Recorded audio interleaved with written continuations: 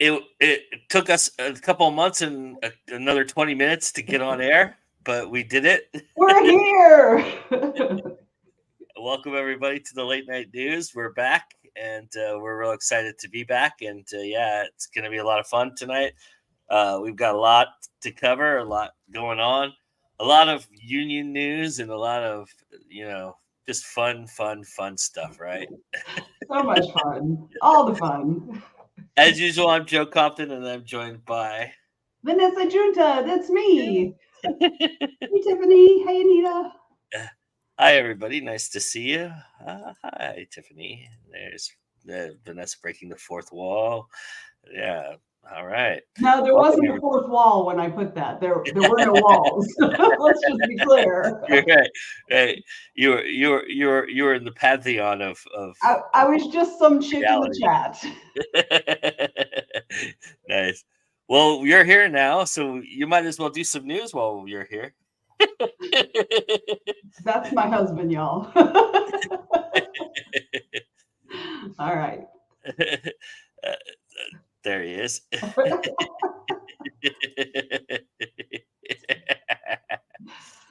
Awesome. All right. So our top story tonight. Woo, Yes. The top story is the Writers Guild contract. woo-hoo, breaking it down. Yeah. So we're not going to break down every little bit because there's just way too much to do that. I'm going to give some background and stuff for those who maybe don't know some of the details of the timeline and everything. So, but as most are aware, the Writers Guild of America called a strike on May 1st of this year after spending more than 6 weeks attempting to come to a new contract deal with the movie, television, and streaming studios without success. On July 4th, SAG-AFTRA, the actors' unions, went on strike as well, as their own negotiations with the movie studios did not come to a satisfying compromise. Finally, after 148 days on September 26th, the writer's strike came to an end, with the Guild having come to a tentative agreement with the studios for a new contract. The Actors Guild is still on strike, and we'll have a little bit more about that in a few minutes. For those who may not know the details, the writer's strike was about several issues, many quite complex in nature, but two of the top issues were writers' compensation for streaming properties and the use of AI in script writing and production.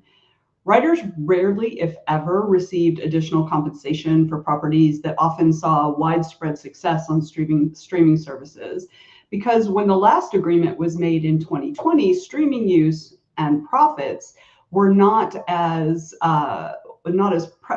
big as they are now, because of course we went through the pandemic in 2020 and streaming just went off the wall, right? So during the course of the negotiations, they stalled many times over the more than 4 months that the writers walked the picket line. And they didn't actually begin to have any real meaningful progress until the Alliance of Motion Picture and Television Producers stepped away. So this is the alliance that kind of speaks for all the studios. They stepped away, and the CEOs of the studios came to the table, and that was on September 20th. Within 4 days, a compromise had been reached and a tentative contract formed. The Guild didn't get everything it wanted on all fronts, but it did get a lot of equitable outcomes in many situations and in some very important areas. What's particularly notable is that on most points in which the Alliance flat out refused the Guild's proposals without even making a counteroffer, they just said no, with no opening for negotiation at all. The CEOs actually came through with concessions that were actually closer to the Guild proposals than not. And to give you an idea of the vast difference, the proposal that the Writers Guild made had basically a value of $429 million per year. Now that's an increase over the previous contract. So 429 million.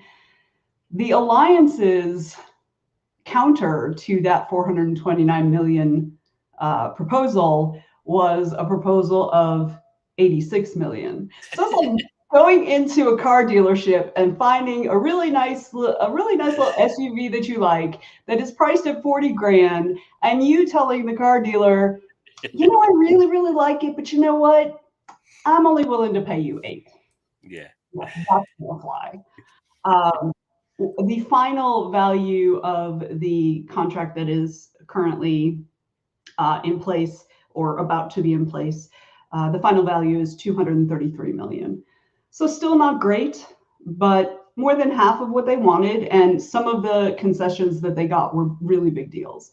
So, so Joe, why don't you tell us like what one of the points in the contract that you felt was really important that really stood out for you?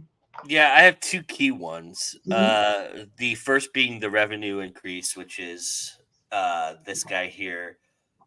So as a screenwriter, uh, the minimum amount that you'll get paid is going to go up each year of this contract up until the last one, and that's the increments in which it's going to go up. So 5% is the initial starting point. So everything, so the minimum that was of you were going to get paid is now up 5%, and then in May it'll change another 4%, and then 3.5% from there. Mhm. So that's a real significant number because that is a those numbers are usually they're usually more. You get more usually from a legit studio, but they are the kind of dividing line between somebody who's trying to just steal your stuff versus somebody who's trying to actually get something made and pay you for it, Yeah. right? And so knowing those numbers is a real important aspect of going out and pitching your screenplay and pitching your script. So having that extra cushion is important because that's the barometer in which you will judge who is legit and who is not usually. Mm. And so that's a real important number for me.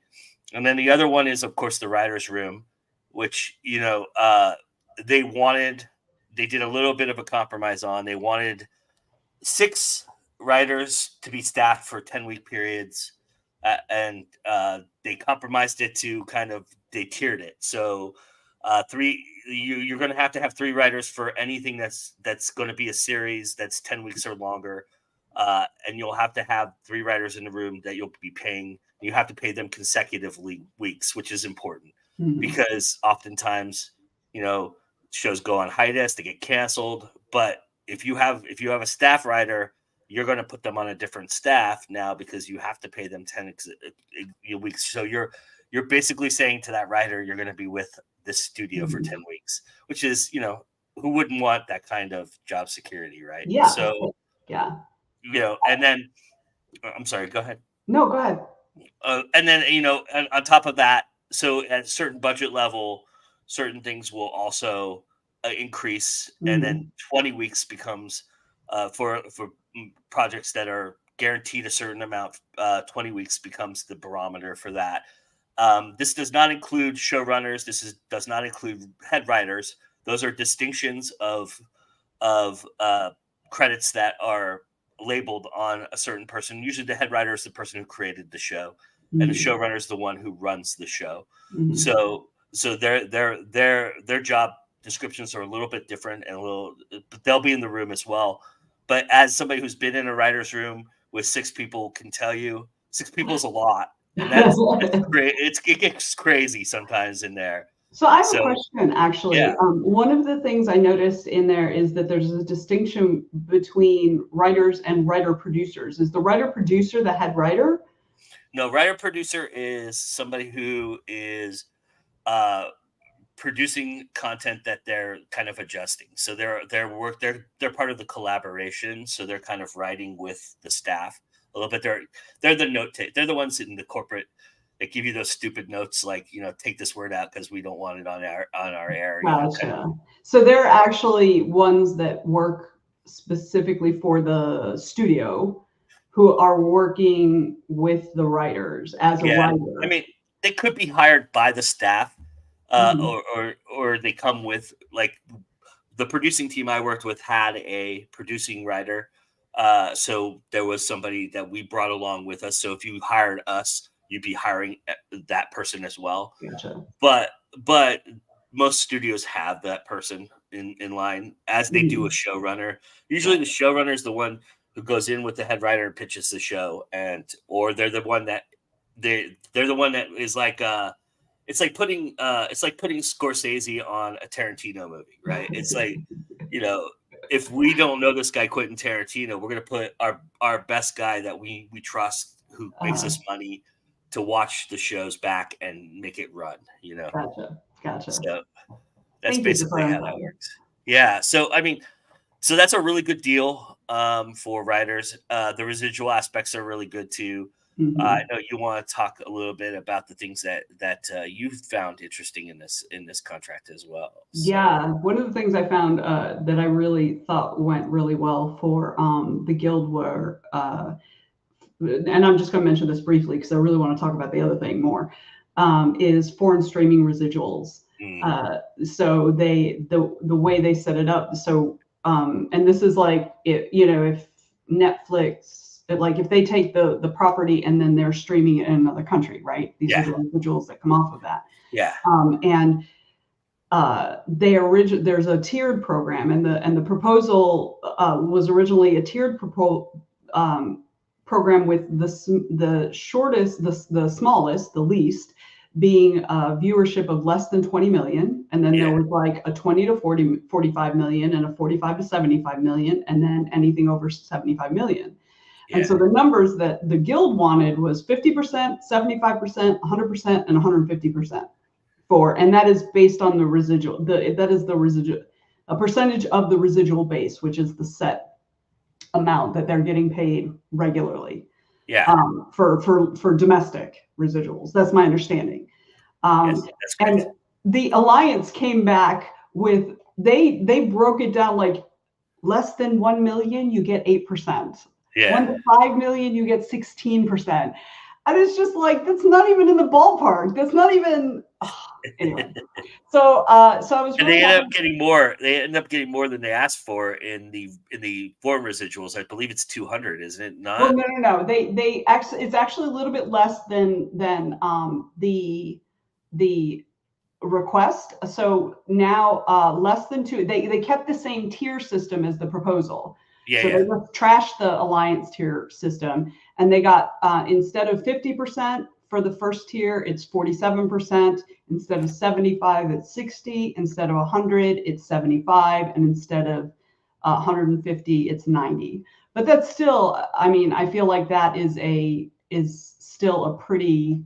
They came pretty close. I mean, way better than like the max that the alliance put was more than 45 million was 60%. That's what well, they. here's the real important thing about those numbers Mhm, for the consumer and mhm.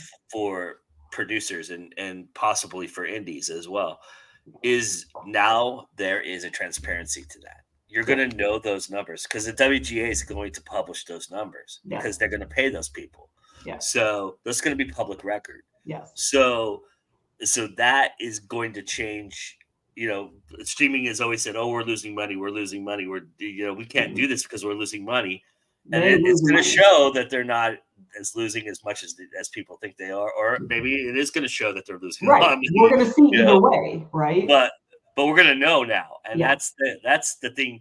I think they were most afraid of with this deal, and I think I think the AI thing is really the stickler in all this, yeah, but I do believe that this was the second catalyst that was really yeah. difficult to kind of overcome for this. And this is we're going to talk about this a little bit later, but this is a big deal for the SAG Yes, aspect for of sure. things. And I'm looking forward to hearing that.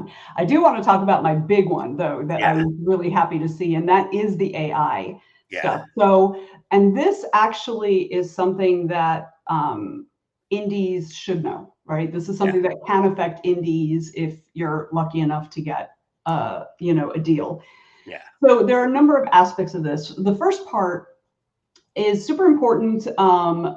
The agreement states that AI generated written material is not considered literary material, source material, or assigned material under the agreement, and that an AI is not a writer under the agreement, right? So, yeah, but the thing is, they didn't really have much of a choice for that yeah, because a few weeks ago, for those of you who don't know, a few weeks ago, well, about a month and a half ago, I think now, the U.S. copyright office, the U.S. copyright, like the government body, said they put down a ruling that said that AI is not copyrightable. Like AI cannot hold copyright because they are not a human being.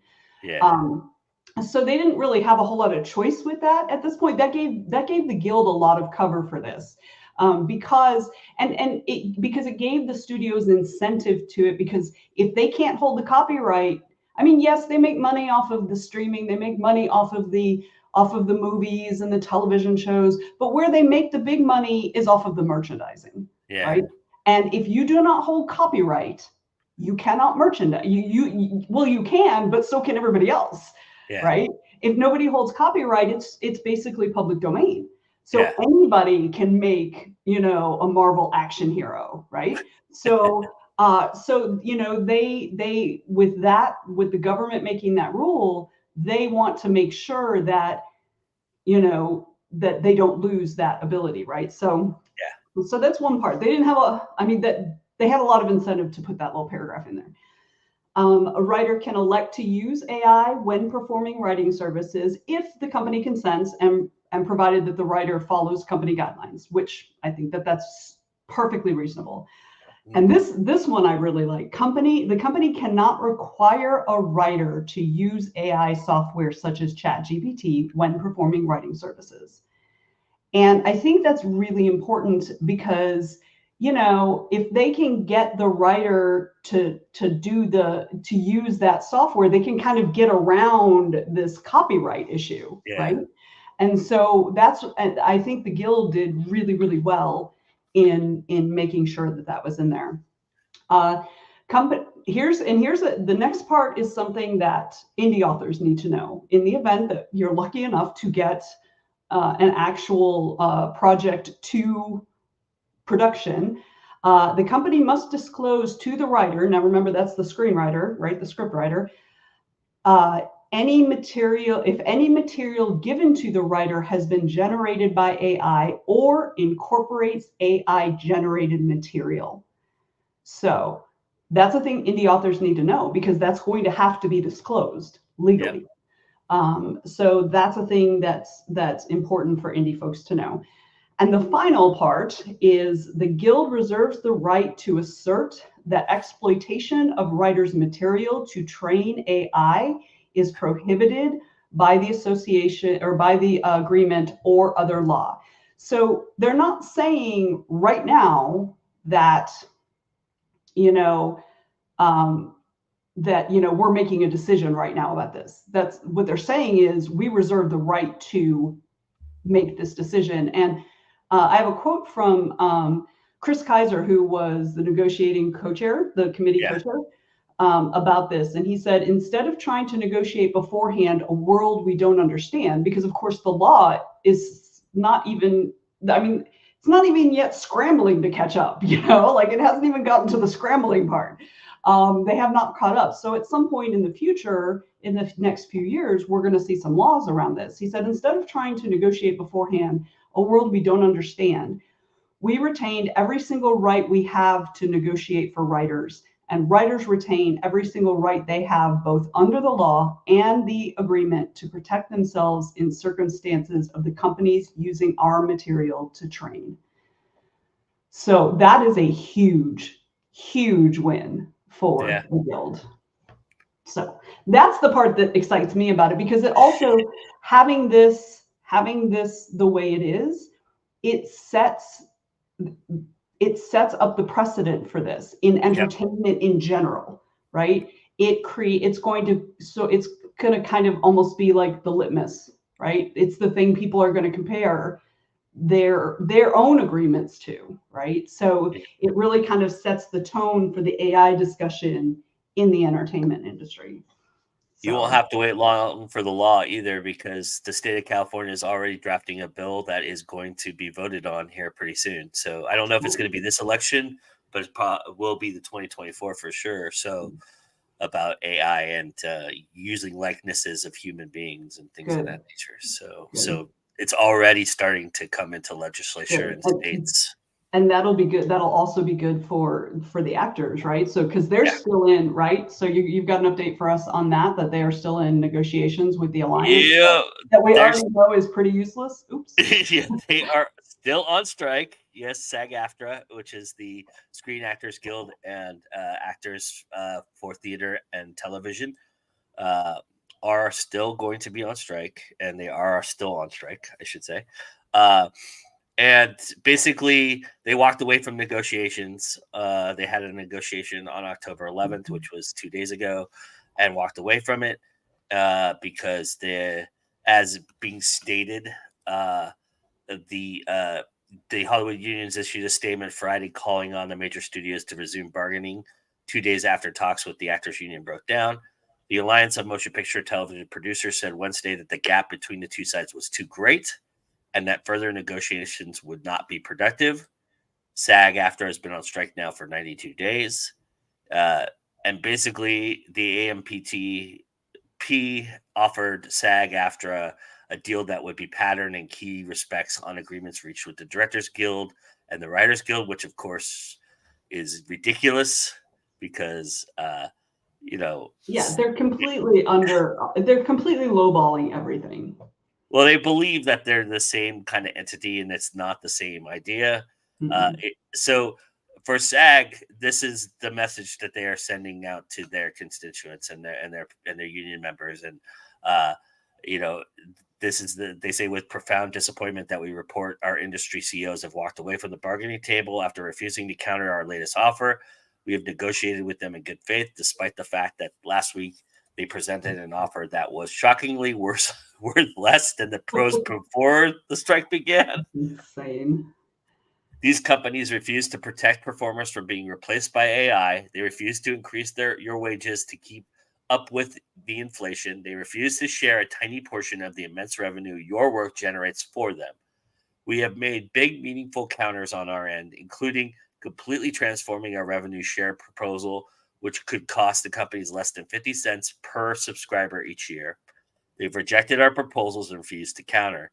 Instead, they use bully tactics. Tonight, they intentionally misrepresented to the press the cost of the above proposal, overstating it by 60%. They've done the same with AI, claiming to protect performer consent, but continuing to demand consent on the first day of employment for use of a performer's digital replica for an entire cinematic universe or franchise project. The companies are using the same failed strategy they tried to inflict on the WGA, putting out misleading information in an attempt to fool our members into abandoning our solidarity and putting our pressure on our negotiations. But just like the writers, our members are smarter than that and will not be fooled. The pain these companies have inflicted on our members, our strike captains, our Teamsters and basic craft union members, and everyone in this industry. We have sacrificed too much to catapult into To their capitulate. capitulate into their stonewalling and greed. We stand united and ready to negotiate today, tomorrow, and every day. Our resolve is unwavering. Join us on the picket lines for solidarity events around the country. One day longer, one day stronger, as long as it takes. Yes. And just to be fair, I was gonna also put a graphic up of the AMPTP's statement, but it is like 5 pages long, and I won't read it. Time for all that. I won't read it word for word, but basically they put out all the numbers. They try to exactly just what that statement read. Here, I'll read the opening to it so that you get a fair and balanced report here. But the negotiations between the APT and SAG-AFTRA have been suspended after SAG-AFTRA presented its most recent proposal on October 11th. After meaningful conversations, it's clear that the gap between us is too great, and the conversations are no longer moving us in a productive direction. SAG-AFTRA's current offer included what is characterized as a viewership bonus that it by itself would cost more than $800 million per year, which would create an untenable economic burden. SAG-AFTRA presented few, if any, moves on numerous remaining open items. Member company executives and AMPTP representatives met with SAG-AFTRA for 5 days after the past 8 work days. 5 days over the past 8 work days. During that time period, we've extended offers, including a first-of-a-kind success-based residual on high-budget SOVD, Streaming on that's demand. streaming on demand. Thank you. Highest percentage increase minimums in 35 years that would generate an additional 717 million and 177 million in contributions to the pension and healthcare programs, and 58% increase in salaries for major roles. The one person that doesn't need the money, right? Right. That's exactly what I was thinking. And Go ahead. No, go ahead. Finish reading. 76% increase in high budget streaming on demand foreign residuals for 4 largest streaming services. So basically, they're carbon copying what they tried to offer the WGA and trying to get it over on SAG. And that's, I mean, I'm not capitulating there. I am telling the truth. That is the exact thing that they offered. And the thing is, what a lot of people who are not part of entertainment, there's so many misconceptions about publishing. There are also misconceptions about entertainment. This contract isn't meant to protect Tom Cruise and Ryan Reynolds. They don't need protection. It's for the extras and the ones who are trying to make their name, and the ones who are trying to get a some performers. Exactly. Yes, exactly. It's for the ones who don't have the star power to wield in order to leverage the for their argument with the studio. So it's that is really. I have a feeling. So here's the thing, right? Right now we're at a kind of a tipping point because productions are going to halt now, and there are certain big streaming shows that are about to run out of room with their audience. The Yellowstones and the other.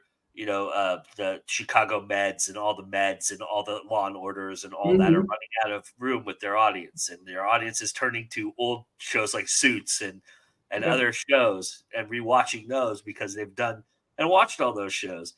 And the network's trying to be clever and put them on their network programming as like brand new programming, which is just silliness. Yeah. But if that's what it takes for them to get over, fine. But the idea is that those shows have not been in production, and those shows take an enormous amount of production to work. Yeah. We're talking about months to create 2 episodes, right? And so they're getting to the point where they have no choice. Either they're going to call the season, the next season, the first season of 2024, which is usually the in-between season anyway. But this could affect fall 2024. Yep. And if it affects fall 2024, all hell's going to break loose. And we'll see what we got, 13 years ago, which is probably a surge in reality television again. Yeah. But something to that effect. And even the reality television stars who are under SAG-AFTRA right now are saying, well, we're going to stick with the union because they're paying our health care. So, And the other thing too is that this and this is capitalism, particularly corporate culture capitalism. Yeah. That they 100% rely on their workers. Like 100% of their profit is due to their workers. Yeah. You know what I mean? And it's the same here. Like exactly, they're going to have to call these seasons. What's going to happen if they don't come to an equitable solution? Yeah. The actors can act kind of wherever they want outside of this. They can still go act, but you still need the actors, right? You still need them. So this is good for indie film. This is good for indie film right now because indie films are being greenlit because they're not under the studio guise of the MPAPTP. The Alliance. That's why I started calling it the Alliance, because it's just like it is the most difficult acronym to say easily. So anyway, so indie film is going to thrive, and awesome. I'm real excited about that because it's already actually helped me a little bit, and I hope to talk about that a little bit down the road. But just a little, how I like to tease people. I know, I hate you. But there's something going on with me that's real exciting. But so indie film is indie film's going to thrive again, hopefully, which it needs because it was kind of on its dying gasp a little bit, and so I think this is a good revival opportunity. So we'll see. I mean, so I'm happy to watch. I mean, I'm not happy to watch my brothers and sisters Right. in the not get paid and have Yeah. to do something else, but I am happy to see that independent film is going to get a boost from it because One of the stats I read is that the entertainment industry has lost $5 billion since the start of the writer's strike. Yeah. And and the problem is that ratings are down too. Yeah, absolutely. And stocks are down. Like all of the studios' stocks went up a small percentage when they finally signed that damn contract. Yeah. And the sad thing is though, the hard part is that there are many workers, actors, writers, people who work on production who haven't had a paycheck. And they're behind on their bills, or some people have lost their homes, and that's like the tragedy of it. It's because the big companies don't respect the people who actually create the product that they make their money on. Yeah, so. I mean, what we're seeing too with these unions subsequently is this shift in America. This was the catalyst for the auto workers. This is the catalyst for the Teamsters. This is and you think SAG-AFTRA and WGA are tough. You mess with the Teamsters and the auto workers and see how far you get. Yeah. For real. Well, and it's interesting because actually this has been happening pretty regularly since the pandemic. Yeah. Because I think that gave people kind of a wake up call that, I don't have to like do everything they say the way they want it. I have the right. And okay, this is getting into political territory. But we've been on this yay corporations since the 80s, right? And so two entire generations were raised with this idea that unions are bad. But in the end, unions are the only leverage that workers have over their corporations. Yeah. You, as an individual worker, if you threaten to quit, they'll be like, okay, bye. Let me write up this job opening. You don't have leverage as an individual worker. That unions are a good thing. And so anyway, that's my else is a good thing. You know what else is a good thing, Venessa? Marketing tips. Marketing tips are good things. And this is a really good one for everybody, especially heading into what a lot of us and a lot of people out there who are watching will be heading to in about a week's time in Atlanta, Georgia. So this is a really good marketing tip for that. Yeah, multiverse, everybody. So enjoy CL Can's marketing tip, and we'll be back in a few minutes. There's some more bullshit going on. Don't worry. More bullshit later. Don't worry. Hey guys, CL Cannon here from Fiction Atlas Press, bringing you your monthly marketing tip. I've talked in the past about some of the marketing materials you should bring with you to signings and conventions, but today I want to talk about some things you can do to attract more people to your booth, bring in more sales, and leave an impression while you're there. So the first thing I want to talk about are signing banners. These can be the roll-up banners that go behind your table, or a banner that goes across the front. They should feature your book cover or artwork from your book, your logo if you have one, and prominently display your website address and your socials. Banners give readers a quick glimpse into the types of stories you write, and it helps them make a quick decision about how interested they may be in your books. Okay, the second thing I want to talk to you about are payment plaques. Let me show you mine. This is my payment plaque. Try to get it to where there's not a glare on it, but you can see all the different payment options. Making paying you as easy as possible means fewer minutes struggling to relay info or to shuffle with extra technology. I mean, I love my Square card terminal. It's probably one of the best things I've ever bought for my business as far as signings go anyway. But I also love that I have the QR codes, because the QR codes that I have on this plaque are for Venmo, PayPal, and Cash App. And they're displayed so readers can pay in one click without even having to get their wallet out. So less time fumbling means more sales, because time is money, as we all know. I also have plaques that show all my available books and pre-orders, like this one. And I also have one that features my website and information about the things that I offer there that will prompt them to visit and possibly make a sale. Also, they just all look really pretty together. They all have the same sort of vibe and aesthetic, and it looks nice on my table. Speaking of things looking nice on your table, let's talk about decorations. I have seen fairy lights, fake flowers, ivy, tinsel and streamers. People decorate with art from their books, aesthetic pieces like skulls or dragon statues, pillars, potion bottles, whatever fits your genre. You can put something up there like that on your table as a decoration, and these will grab readers' attention when they're walking by, and it makes them more likely to kind of check out what else you have on your table, because it makes them curious. Okay, now let's talk about free gifts. Free gifts can be things like bookmarks, stickers, info sheets or pamphlets, download cards, candy. I've seen quite a bit of candy going around. These are ways to strike up a conversation or entice someone to get a little closer to your booth. And this is another place where QR codes are a great idea.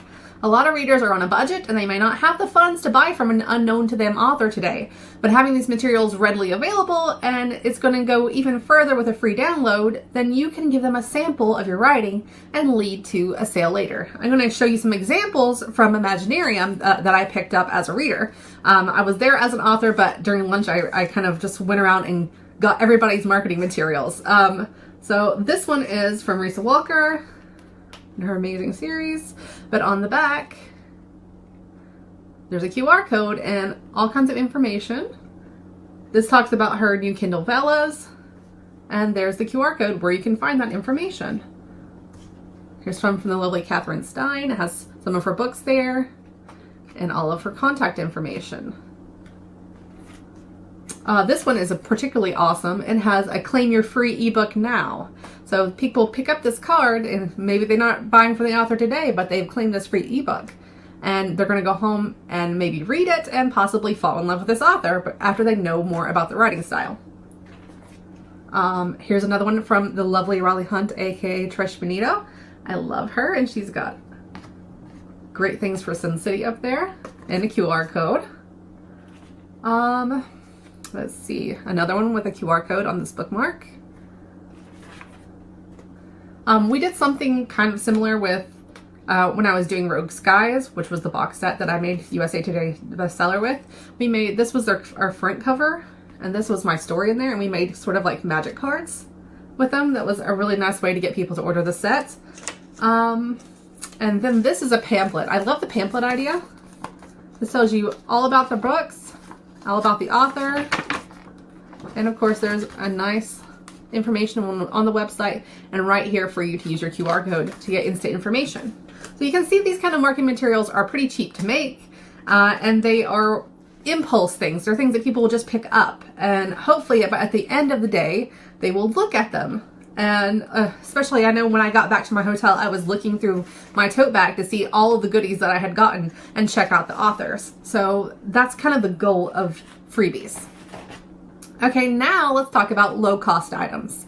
These are little things like bookmarks, stickers, pens, bracelets, art prints, button pins, maps, generally things that you can sell for $10 and under. They don't have to cost you a lot. For example, I actually got some really cute otter stickers that I got with one of my to-do list. I have an otter to-do list that I cannot find right now, which is kind of funny. But an otter to-do list that has things I oughter do today because I'm obsessed with otters and I love them. But it came with a little pack of free stickers. There was about 100 stickers. And on a whim, I just put them out on the table. And I priced them at 50 cents each. And I sold 46 in one day. 46. And I even had people that were bringing people back to my table to buy otter stickers. And of course, they were checking out the other things that I had for sale too. But when you have people bringing other people to your table, that's always going to be good. Now let me talk about relatable items. Believe it or not, you don't always have to brand everything. Getting custom items can be costly, but finding generic items that don't cost you a lot but relate to your books in some way can be great to boost sales and draw people over to look at your books too. Then you also get to tell them how the items relate. Maybe you're selling dragon plushies and your book also features dragons. Perhaps you're selling temporary tattoos and your character has a similar tattoo, or their tattoo, while not identical to the types you're selling, is a significant part of the character's story. Also, general bookish items like tote bags, which book festival goers love because they carry around all the extra haul that they did not prepare for. When they've bought too many books and they need stuff to carry it in, they're going to buy those tote bags, especially if you have them priced pretty cheap. Book sleeves. People actually like to have those so they can put their books in them and ship them back home and have that cushion. So that's another thing they like. They love page tabs, any sort of stationery, thumb page holders where you put your thumb in there and it's kind of like that. They love those things and they're cheap to buy on like Amazon, and you can resell them there for a slight profit, but also gets people coming to your booth. Finally, let's talk about gimmicks.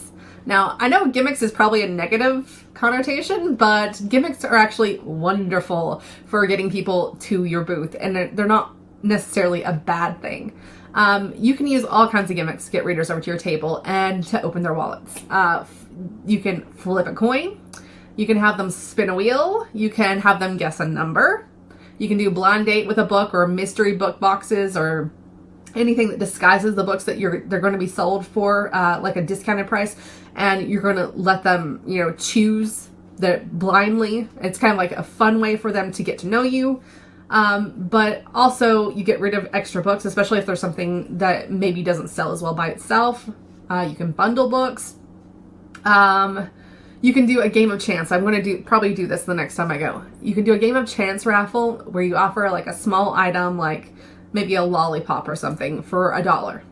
And if somebody pulls one with a particular color that's been like marked on the bottom of it, then they win a free book. The possibilities are kind of only limited to your imagination. There are all kinds of little games that you can play and ways that you can get readers engaging and coming to your table. And when other people see that more people are coming to your table to play these games or to take advantage of these little gimmicks, then more people, of course, are interested. More people want to know what everybody's so interested in over there at that table. So that's a great little way to get more people interested in your books or in you in general. It's a good way to strike up a conversation and just to have some fun while you are at your convention or your signing.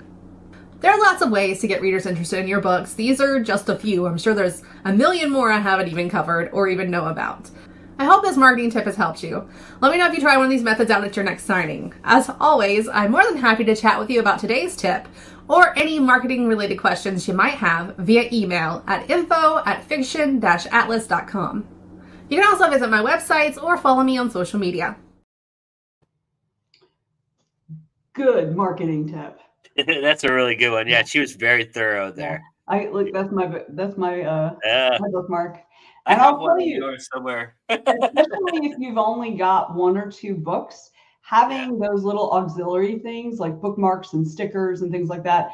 I have 2 books, but I only have 1 sales. Like if you don't want the first book, I have no sales opportunities. But I also sell stickers, pins, like enamel pins, and bookmarks, and they're all kind of related to reading or for being weird, being not part of the norm, all different kinds of things like that. And let me tell you, that often is the make or break. Like that is what puts me over the line to making actually making a profit. So I highly recommend that. So I mentioned it in the chat. I was a big candy on the table guy, too. especially when I had 1 book because exactly. You've got to get people to your table. I was tabling with Rachel Brune, who is a horror author, at one event, and my dad had just sent me as a gift one of those big candy bowls, and it had a mummy's hand. And it was up like this, but it had a motion sensor, so when you reached in, it went like that. It was hilarious. We got so many people. Oh, JD made it. So, yay. Hi, JD. Nice to see you, buddy. And then Tiffany says, "Yeah, we love not being normal." Yes, it's one of my favorite things. So. And you mentioned the magic cards, which I thought was really cool too. Yeah, I thought that was really, really cool. So yeah. Anyway, so yeah, great marketing tip as always. We're very thankful to CL Canada for doing that for us each and every time we do the news. And I hit her up like yesterday to do it, and she like got it out there. And she's so awesome. She was a little frustrated because she had so much more to give us, and I said, "Well, do a part 2. We're always, people are always doing that." So yeah, so hopefully we'll get more from her tips. We will, I'm sure. But anyway, so yeah, so so from the unions to the ridiculousness of we were just talking about how the publishers. Yeah, things being transparent, going back to not being transparent. Uh, we have a little battle going on. You want to tell us a little bit about that, Venessa? Oh, I thought you were going to do. I thought that was yours. I can do it. I'll do it. It's fine, but I thought it was yours. Oh no, I can do it if you want me to. It's okay. If you. How about I'll read the story and then we'll talk. Okay, sounds good. Okay. So what we're talking about right now is the Society of Authors versus Spotify. So the 12,400 member Society of Authors in London is expressing deep concern in learning from press reports last week that all major book publishers have agreed to new streaming that have agreed to new limited streaming deals with Spotify. Spotify CEO Daniel Ek led an invitational press conference on October 3rd, announcing the opening in Australia and the UK of its premium audiobook offer. The move is said by the company to make available at least 150,000 audiobooks as part of Spotify premium subscriptions, subscribers receiving 15 hours of listening time monthly. A subscriber can purchase 10 more listening hours for $10.99 if they exceed their allotment. According to Elk, Spotify has signed agreements with all 5 major publishers, including Penguin Random House and Simon & Schuster, as well as hundreds of independent publishers. It said it expects to consistently have more than 70% of the top best-selling titles available. As far as we're aware, the Society's leadership writes, no authors or agents have been approached for permission for such licenses, and authors have not been consulted on license or payment terms. Publishing contracts differ, but in our view, most licenses given to publishers for licensing of audio do not include streaming. In fact, it is likely that streaming was not a use that had been invented when many such contracts were entered into. There's a little snark right there. Yeah. Yeah, this may quickly develop as a prevalent talking point in the Literary Agents and Scouts Center and across the vast exhibition floors at Frankfurt next week. The Frankfurt Book Expo, whatever. I can't read that word. Next week, October 18th. Distribution Expo, I think it's called. Yeah. Which is next week in just like 5 days, October 18th to the 20th, as the major houses have preferred in the past to stand out from subscription programs. Depending on their arrangement with Spotify, publishers and authors will be paid based on either the percentage of a book that users listen to or the number of hours they spend listening. Quote, we know the devastating effect that music streaming has had on artists' incomes, the Society's statement reads, and the impact of streaming and subscription video on demand platforms on screenwriter incomes and their working conditions. We have long been concerned about streaming models for books. The streaming of audiobooks competes directly with sales, and it is even more damaging than music streaming because books are typically only read once, while music is often streamed many times. Spotify entered the audiobook business a year ago, initially offering a catalog of more than 300,000 titles from independent authors and major publishers on a pay-per-download basis. Vogel said the company learned from that a la carte strategy that when users listen to audiobooks, they spend more time on the service. For publishers and authors, Spotify represents another major platform beyond market leader Audible to not only distribute audiobooks, but also find potential new listeners. Spotify has 220 million subscribers across the globe, including younger audiences that haven't been as exposed to audiobooks as older generations. I've always seen growth when there's choice for consumers, said Chantel Restivo-Alessi, Chief Digital Officer for HarperCollins. This gives us another avenue for discovery, which may result in audiobook consumption, but may also result in book sales.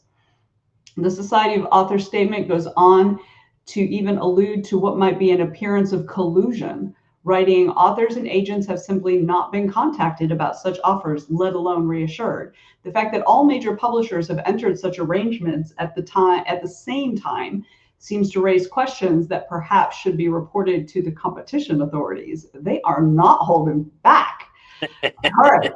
The Society of Authors then concludes with a concise list of what it sees as its requirements in this development. It writes, we demand that all publishers inform their authors and agents with full transparency about the deals they have negotiated, to seek permission in full respect of their right not to give permission, and to remove their books from the Spotify catalog. Negotiate an appropriate share of the receipts on a clear and equitable payment model, which should equate to no less than the amount that would be received from a sale of the same audiobook. Ensure that with all licenses that Spotify applies frictions, as with e-lending, such as time-limited loans and guarantees of payment, whatever proportion of the book is read. Ensure that licenses are time-limited and should not allow sub-licensing or use on other platforms.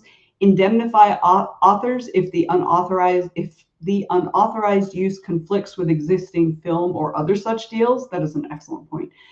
Or if it leads to claims of copyright infringement by rights holders of quotations or images included in that.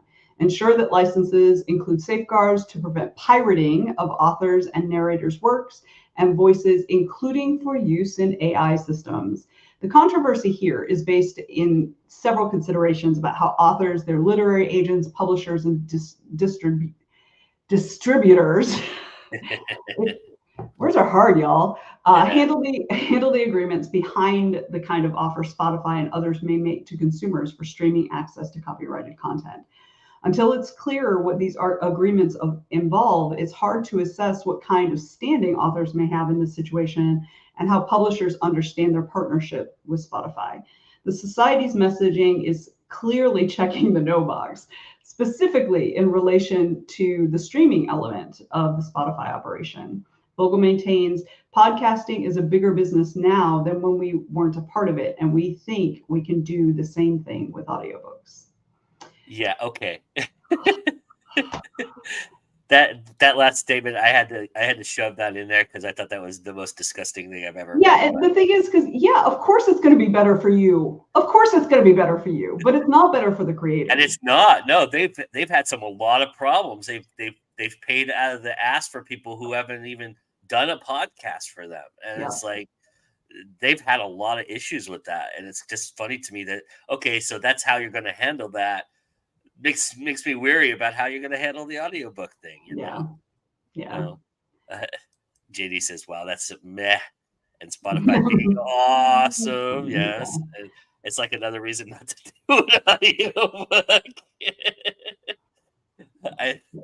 I'd like to see these go through. Yeah. And then the AI concern is very valid, considering Find a Way, Spotify owned, tried to pull AI training crap into its contract. Yeah, I saw that too.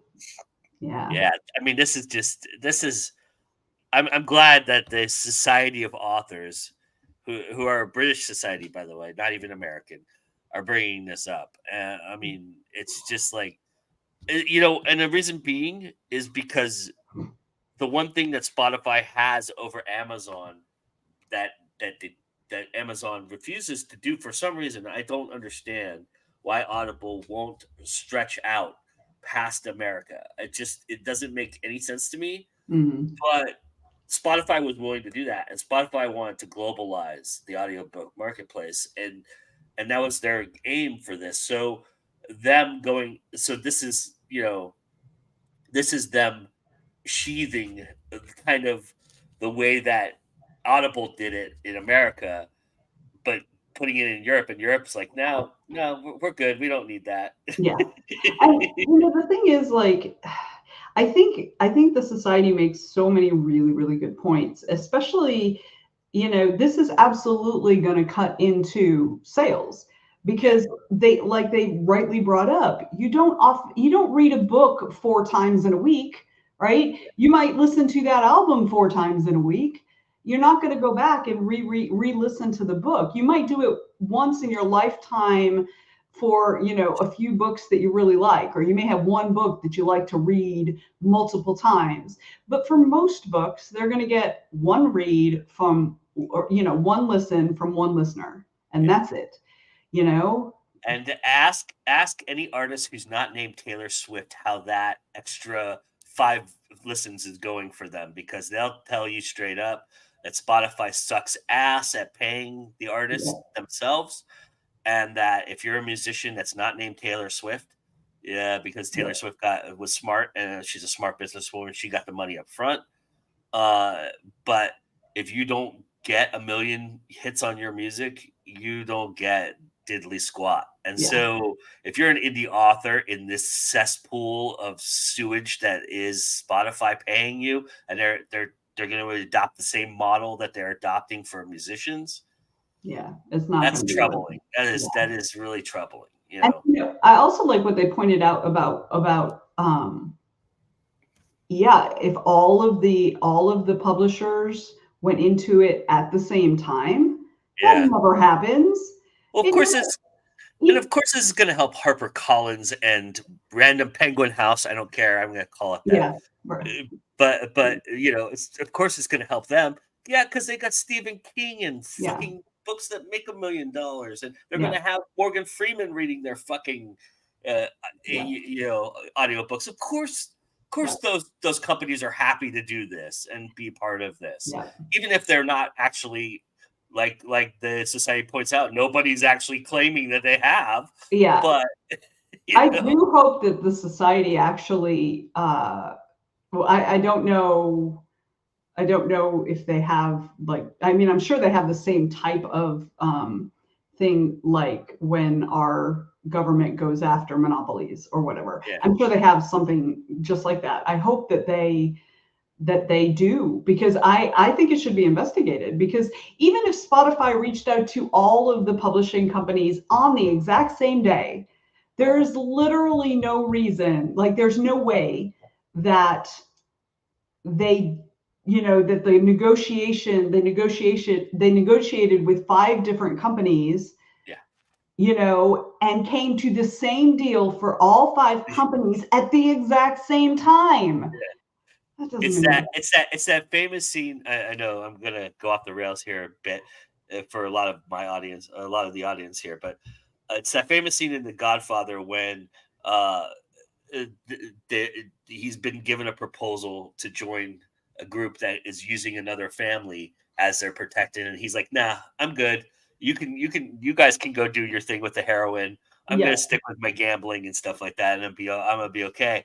And it's like, if HarperCollins heard that Random Penguin Random House, I'll say it right for the purpose of this discussion, if they heard that they were getting a deal, and they were getting cut this amount, you better believe HarperCollins wants to get cut 1% more than that.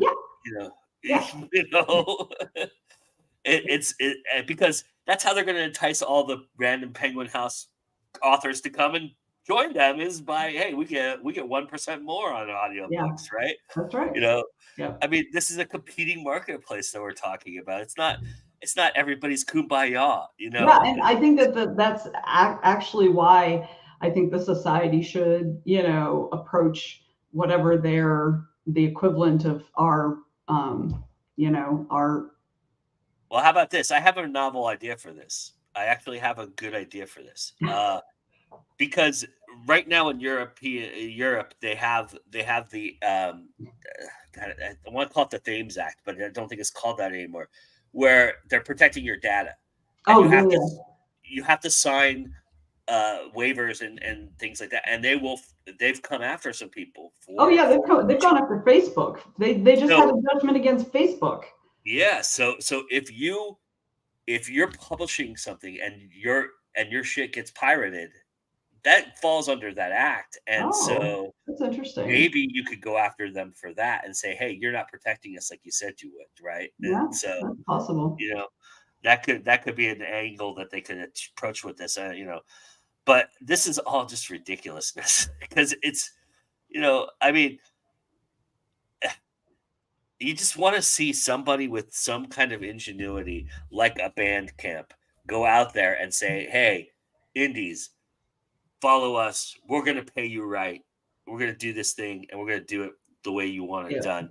And you're going to have total control over all of it. yeah, If one company did that, they would become Bandcamp. I mean, that's why artists go to Bandcamp, is because Bandcamp pays them to do that, right? And yeah. they actually pay their artists, uh, and they let their artists set pricing, and they let their artists do the things that the artists are supposed to do to make money, and that's a beautiful thing, and I think that's Mhm. something that has to be rewarded and it hasn't yet in the publishing industry, especially in this segment of audiobooks. Yeah. Audiobooks has been a real, because the luxury of it is that it takes so much to make an audiobook. Yeah, And but it's also the biggest segment it's the most it's the best selling segment of books.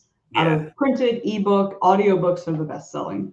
yeah. So, So, and have been well, for several that years, like that kind of four. leads us into the final segment tonight, which is talking about print books. And lo and behold, print books are down. Everybody, go look at that. Look at that nastiness. Look at all those numbers. I know everybody here loves numbers so much, but if you can see, adult fiction's down 0.2% in printed books. Juvenile nonfiction down 9%. Juvenile, go figure that juvenile nonfiction's almost down 10%. What? I mean, does the art of the deal count as juvenile nonfiction? 'Cause yes, that should be down 9% then. Uh, and then you have juvenile fiction, you have young adult fiction. That's the one that surprised me. Young adult fiction was surprising to me that it's down almost 4%. That's Uh, from BookScan though, right? yeah, this is So from the that's last just 9 months. traditional publishing. Well, I mean, anybody who has a what you call it, what do you call those things? The ISBNs. If they Oh, get scanned, they count. So. okay. Um, but I mean, it's such a small we're such a small segment of this, right? So, but the hardcover one is interesting as well. It's down. Mass market paper books. Geez, you Yeah. think that's always a loss leader. So I don't think that's a big woohoo. But yeah, it's interesting that print books are down.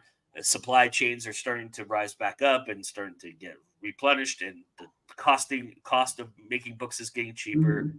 And then the hardcover thing is coming about, and that's making a lot of people some money in the indie world. So it's I, interesting w- to me.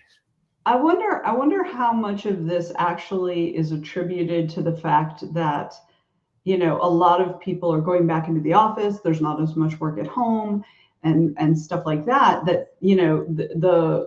the world is trying to normalize itself with the pandemic, and stuff. Because I think all books across the board, the sales increased during lockdown and stuff, particularly ebooks and Yeah. audiobooks. But print books also benefited from, a higher sales. So of course it's going to come down, you Well, know. we talked about this earlier in the year. You and I did, about Mhm. how this was coming, Yeah, because the supply chain wasn't there at the end of 2022. So we weren't seeing those numbers go down yet because they were still selling the old inventory. But when the yeah. new inventory started to roll out, and it took a long time for the new inventory to roll out, this is the numbers that were going to reflect it. So this shouldn't be like a huge surprise about this. But the other thing about this that really is kind of why I wanted to focus on this for indies is because we're not seeing the same Right. residual effect, because we're doing hand-to-hand sales, we're doing person-to-person sales. We're not We're not sitting relying just on Amazon. right, and or sitting on a shelf in Right. a bookstore, and those kind of things. So I mean, while those things are nice luxuries for us, they're just luxuries. Mhm. Where where often we as indies go, and it works perfectly with what CL Cannon was doing tonight, is personalize it, Yeah. and sell it hand to hand. And the reason why this gets put on the top front page of Publishers Weekly is because this is what the traditional marketplace wants you to believe, is that nobody does ebooks. And you notice there's no news about ebooks and how they've risen, or I mean, not even audiobooks, but audiobooks is kind of like a new thing. So in terms of judging sales and scales and things like that, because Audible doesn't publish their numbers, which is a whole other issue. On top of that, again, transparency. Because it's owned by Amazon. They never publish any, they never share any of their interior stuff at all. Jesus. Well, it definitely is. Also, indie platforms raise print prices across the board. Yeah. That's a really good observation, Anita, because Ingram and Amazon both, and I'm sure all the others, and raised print prices because the price of wood in all ways is higher now than it was before. We had a surge. I know this especially because, at the beginning of the lockdown, I had to have my house renovated on an emergency basis. And, the contractor had to tell the insurance guy, because they don't update their numbers like daily or anything. And he said, the amount that you've given for the wood isn't even going to cover 2/3 of it, because wood prices have gone up so much. So, of course, over the course of all that, with the wood prices being higher, they had, I understand why the indie print services had to raise their prices, because the supplies are more expensive. But when with places like Ingram's, they're tiering it, so they're incrementally doing it to an extent. So they are still conscious of cost in that respect. I mean, it is raising, but we're also pricing ourselves out of the market sometimes a little bit. And this has been an eye opener for indies to kind of get back into the marketplace a little bit and say, hey, my books are worth a little bit more. That's been a thing. That's been a thing for a long time, and we could probably do a whole other show about this. But especially in the first 10 years of indie publishing, I wasn't involved in indie publishing, but I was watching it, of course. Yeah. And it was just so many people priced their books, giving them away for free or 99 cents, and nowhere near what they're valued at, right? And in the hopes, and they're hoping that that's going to make somebody want to buy it. But then you run into that mindset that so many of us have, is if it's cheap, it's not good. If it's free, it's not going to be good. I'll get it, but I probably won't invest my time reading it, which means I won't buy the next one, right? So it's a false understanding of how people work and how sales work. So you want to be priced at the maximum that someone would be willing to pay. Yeah. So yeah, absolutely. Well, I think we've priced ourselves to the maximum that we can do tonight. Yes. This was really great. We're so happy to be back. We're gonna try and do this again every month, as we were doing before, and I really appreciate everybody coming back and watching the show and commenting and everything. Hope you guys learned some stuff. Hope you guys got more disgusted with the world. Join us in our disgust. But otherwise, I'll never miss an opportunity to do this. Uncle Steve. But yes, thank you so much for joining us. You want to send us out, Venessa? You know what time it is? Besides time for me to go to bed, it's always time to go indie now.